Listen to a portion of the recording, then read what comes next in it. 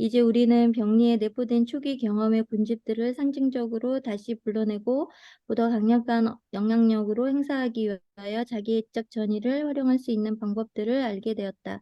그래서 정신분석적 기법 이론에서 적절하고 실용적인 가설들을 제외시키는 것은 정당성이 없다. 또한 이제 우리는 저항이 확실하고 원초적인 의사소통의 형태, 나의 경험으로는 명확하게 그리고 지속적으로 일 수 있다는 것을 알게 되었기 때문에 치료의 기법은 정신분석적 방법의 또 하나의 임상적 초석에 기반을 둘 수 있다. 저항은 종종 무의식을 의식화하는 데 반대하는 힘으로 개념화된다. 정신분열증으로 고통받는 사람의 효율적인 치료에서는 일반적으로 더 어마어마한 장애물에 직면하게 된다. 실로 환자는 심리 내적인 방해를 의식할 수도 있고 통찰보다는 정선적인 매운 것을 비우기와 새로운 학습이 더 필요한 것을 보여주기도 한다. 인격 성숙의 방해물이 되는 모든 것을 포함하도록 저항의 개념이 넓혀진다면 각 사례에서 우리가 해야 될 치료적 임무가 더 명확해질 것이다. 과거의 전통적인 정신분석에서는 무의식을 의식화하는데 반대하는 힘이 저항이다. 이렇게만 봤는데 여기서 스파티스는 인격 성숙에 방해가 되는 모든 것이 저항이다 하는 개념으로 저항의 개념을 넓히고 있는 거죠. 그런 점에서 인격이 성숙하는데 방해가 되는 요인들을 저항이라고 하게 되면 무의식을 의식화하는데 방해가 되는 것을 저항이라고 봤던 개념보다는 훨씬 넓은 개념으로 스파티는 사용하고 있다는 얘기예요. 해석만으로는 이렇게 다양한 저항을 해결할 수 없다. 심리적인 변화와 이해를 가능케 하기 위해서는 비언어적일 뿐만 아니라 언어적인 수많은 방식의 의사소통이 결합된 영향력이 필요하다. 아나 프로이드가 지적한 것처럼 성인 분석의 기법 안에는 우리는 아동에게 필요한 모든 처방들을 흔적들을 발견한다. 우리가 그것들을 어느 정도 사용할지는 우리의 성인 환자들이 얼마만큼 익숙하고 의존적인 존재인지 달려 있으며 이런 측면에서 보면 아동과 유사하다. 저항에 대해 허용되는 반응들을 재체계화하는 것을 통해 임상가들은 기법에 대한 기본적인 이론에서 명시된 언어적 의사소통이라는 한 가지 종류에만 지나치게 의존하는 것으로부터 해방된다. 이 영역에서 상당한 진전이 있었다. 정신분열증 환자에게 효과적인 더욱 많은 개입들이 문헌에서 보고되고 있다. 전통적으로는 명시적인 언어적 의사소통, 명시적인 언어적 의사소통 중심의 어떤 기법, 이게 해석을 중심으로 한 전통적인 치료 기법이었어요. 그런데 이 전통적인 기법만 가지고는 우리의 인격적인 성숙함으로 사람을 인도하는데 한계가 있었다는 얘기예요. 그래서 우리가 만나는 내담자들이 과거에 뉴라티간 환자뿐만이 아니고 보드라인 레벨이나 사이카티안 레벨까지 넓어지면서 이분들을 돕는 치료의 기법들이 다양화되게 됐다는 얘기예요. 치료 기법이 해석 하나에 의존하던 과거에 주로 해석에 의존했던 과거의 치료 기법만 가지고는 새로운 내담자층들을 다 포괄하기는 굉장히 어려운 상황이죠. 그래서 새로운 층의 내담자들을 정신분석적인 기법으로 돕기 위해서는 정신분석의 기법을 확장할 필요가 있었다는 얘기를 하고 있어요. 그래서 스파트니스뿐만이 아니라 스파트니스의 동료 그리고 어떤 현대정신분석뿐만이 아니고 코어스 중심이라는 자기 심리학 혹은 또 대상관계 이론이나 대인관계 이론 이런 관계적 기법을 사용하고 있는 여러 정신분석 학파에서 많은 분들이 치료의 기법을 넓혀오고 있었다는 치료의 기법을 확장시키고 있었는데 이게 얼마나 전통적인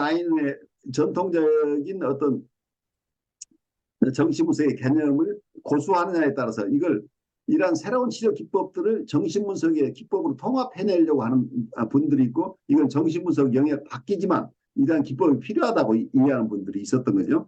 그래서 여기서 스파티니스는 정신분석의 개념 자체를 굉장히 넓혀서 프로이드가 생각한 전이와 저항의 개념을 굉장히 넓게 잡아서 이걸 해결하려고 하나의 정신분석이라는 큰 틀 속에 여러 치료기법을 다 망라하려고 하는 이런 이론이에요. 그렇지만 이고 사이칼로지나 클래시컬 이론 쪽에서는 아직도 사이코 애널리시스, 정신 분석과 사이코 애널리틱, 사이코 테라피, 정신 분석적 정신 치료, 심리 치료 이렇게 구별을 해서 프로이드적인 정통적인 방법을 아직도 고수하고 싶어하는 개념적으로 그것만을 정신 분석이라고 이해하려고 하는 분들도 아직도 많이 있는 거죠. 그래서 현대 정신분석이 개발한 이런 정신분석적인 기법들 그분들은 정신분석적 심리치료 뭐 이 정도로 좀 격화시키고 싶어 한다는 이런 학파 간의 어떤 미묘한 차이가 있다는 걸 여러분들이 이해하면서 가죠.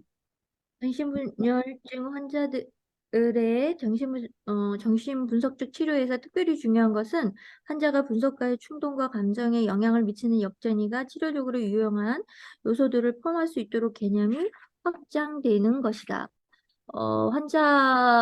환자를 정서적 충족의 원천으로 이용하는 것에 대한 위험성에 집중하다 보니 역전이 증후들의 잠재적 정황과 현실적으로 환자의 행동과 의사소통에 의해 유발되는 분석가의 감정들 간의 구분이 모호해지는 경향이 있었다.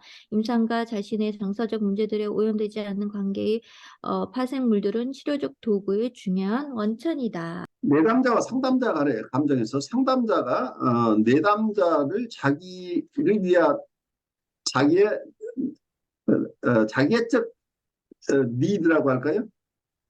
자기애적 욕망에 충족을 시켜주는 대상으로 이게 잘못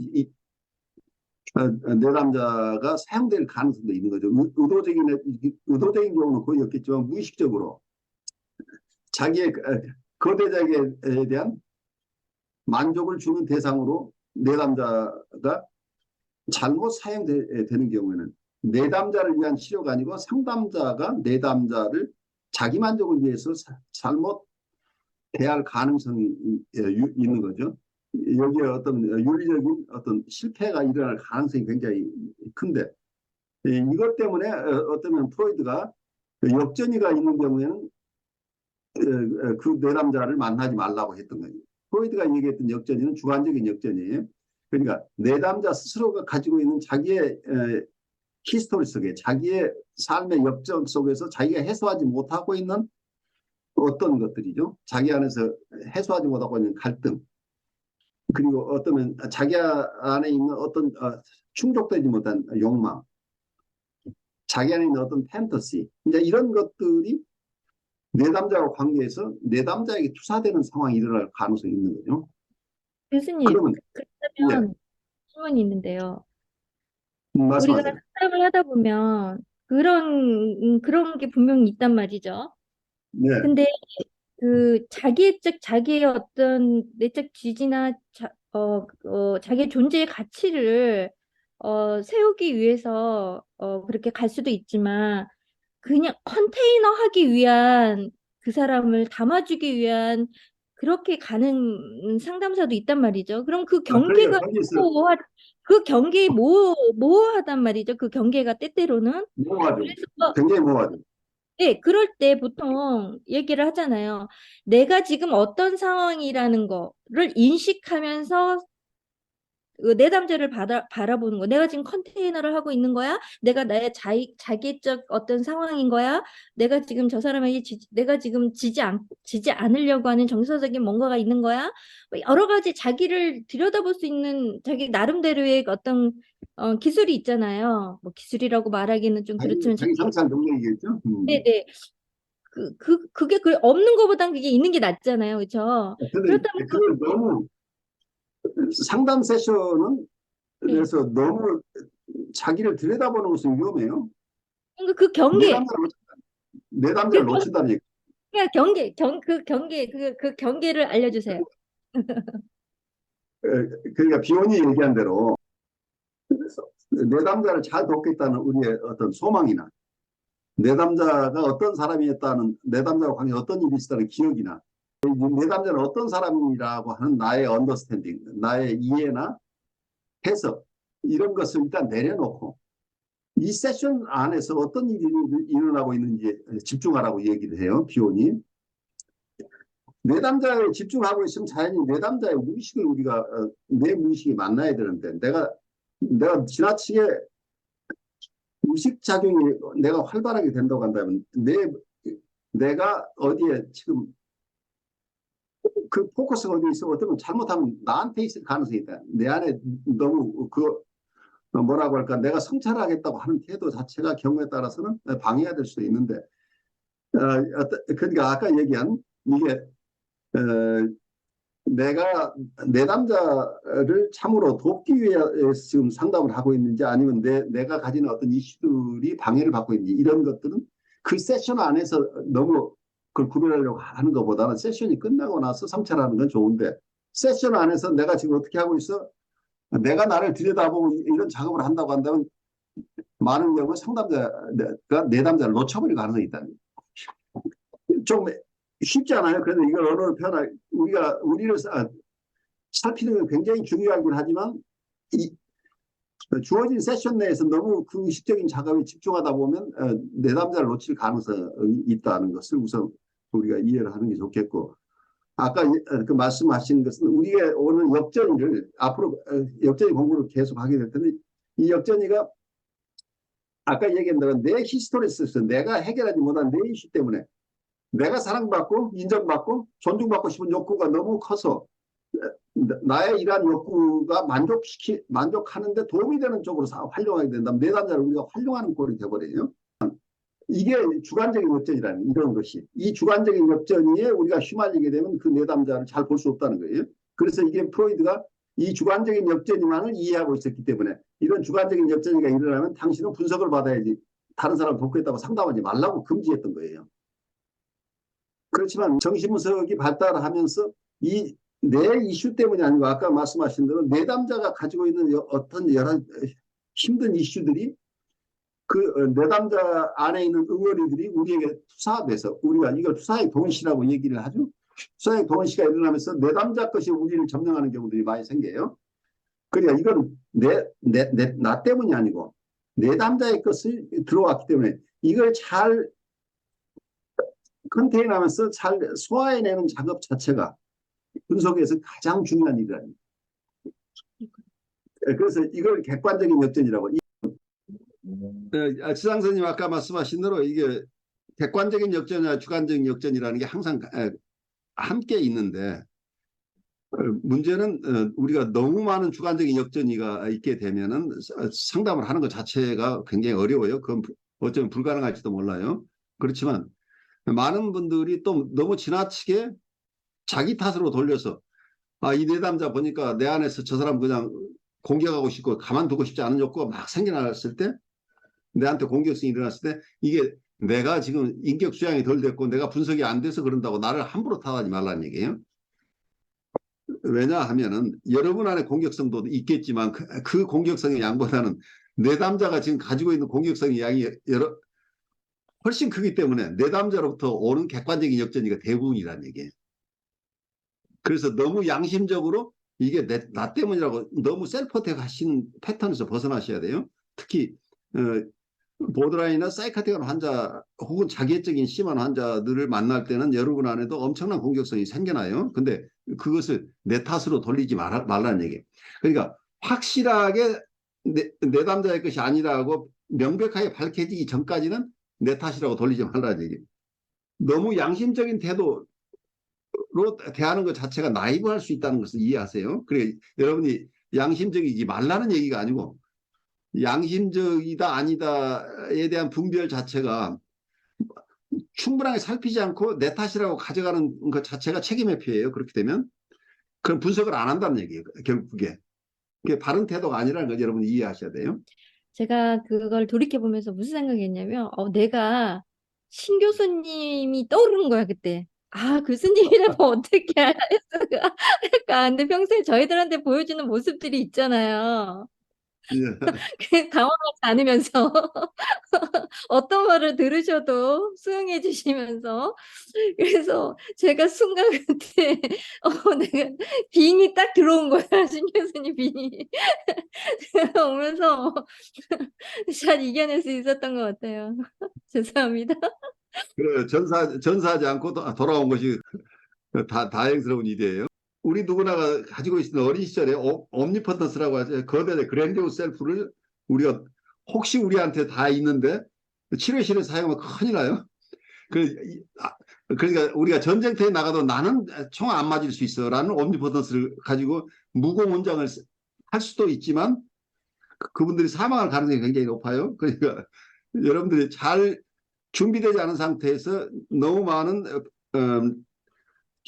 심한 레벨의 심리적인 어려움을 겪는 사람을 동시에 만나는 것은 우리가 굉장히 위험하다는 거예요. 우리의 전능감 가지고 이분들 대할 수 있는 것들이 아니라는 얘기예요. 굉장히 어려운 산업체에 여러분들이 직면한다는 걸 이해를 하셔야 돼요. 실제는 굉장히 어려워요. 저는 이 스와츠니츠의 어, 이 부분을 좀 되게 좋아하는 부분인데요.